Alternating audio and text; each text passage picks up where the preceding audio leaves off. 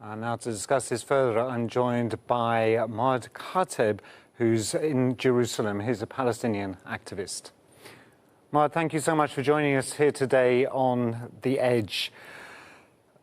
It's high time that Palestinians had the recognition that they deserved in their homeland, and that they have access to the world through consulates, through embassies as necessary.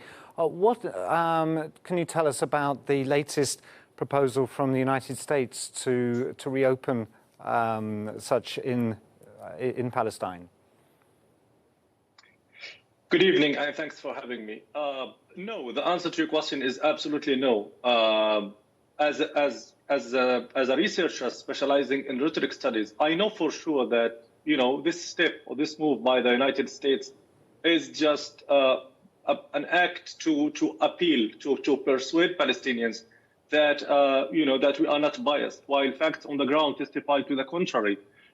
This is just a move to continue throwing dust in the eyes of Palestinians, and actually, for that matter, the whole world, that things are changing, while in fact they are not. The United States is still continuing to provide Israel with military aid, with weapons with which it kills Palestinians, and the United States is continuing to block any move in the international courts to hold Israel accountable for its crimes. It's basically giving Israel immunity. So, as a Palestinian, again, I've come to learn to be honest, not cordial. How exactly does that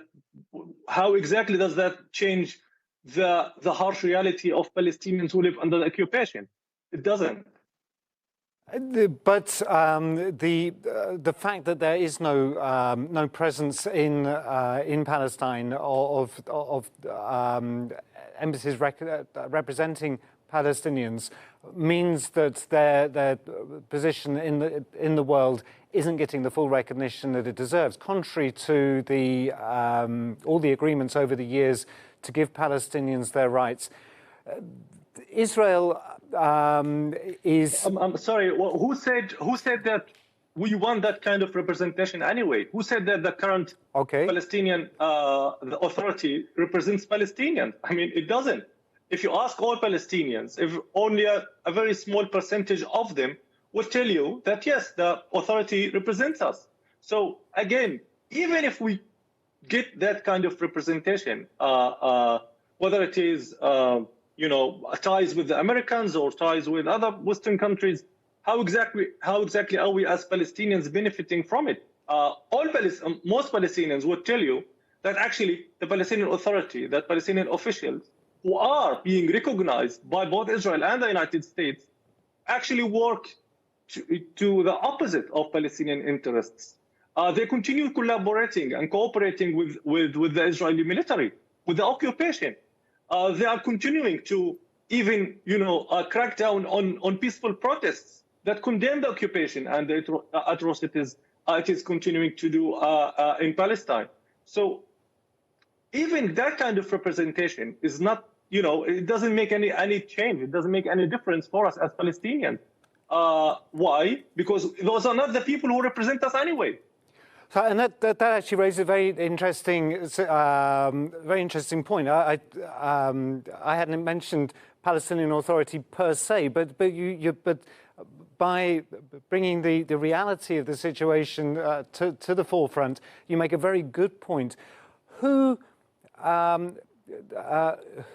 do Palestinians want to represent the Palestinians? I understand that there have been no elections held in Palestine for too long, and this is a severe problem for you. So how is this to be resolved, and how are Palestinians to get the representation that they need and deserve? Allow them to choose. Allow them to choose. The elections hasn't been. There has been no election since I can't even remember how long. The authority is still, controlling the Palestinian territories, and actually a lot of parliament members and are either in the Israeli jails or in Palestinian jails.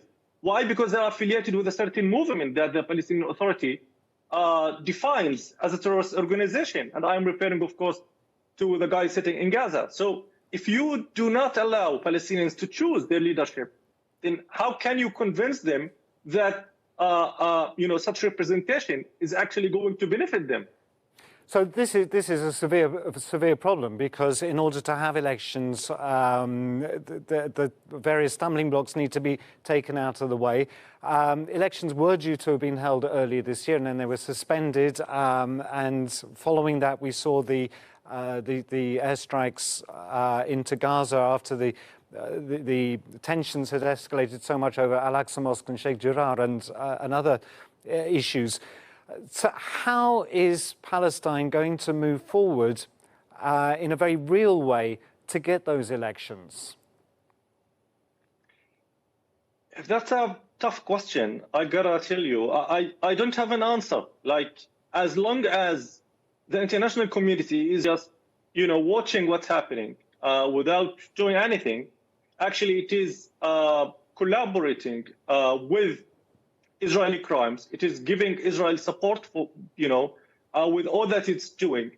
And the Israelis are happy about the current Palestinian leadership. In fact, a lot of statements were released only recently, in the past week, by many Israeli officials, saying that it is in Israel's interest to keep the current leadership in its position. Mm-hmm. So, and after all, Palestinians are suffering two kinds of occupation, one by the Israelis and one by an authority that they didn't choose, and who is in turn taking turns actually in repressing them, similar to what the Israelis are doing. So how is that going to end? I don't know. Like, even resistance is being persecuted against the occupation. It's being persecuted. It's being criminalized. Palestinians are falling victim to other Palestinians as much as they are being victimized by the Israelis. I honestly can't give you an answer to that question. It's difficult. But Palestine, it doesn't mean that it's hopeless. Palestinians must continue in their struggle, whether it is against the Israeli occupation or the Palestinian occupation, until they get their freedom. We have been, giving sacrifice for decades now, and we have no choice but to continue sacrificing until we get our freedom.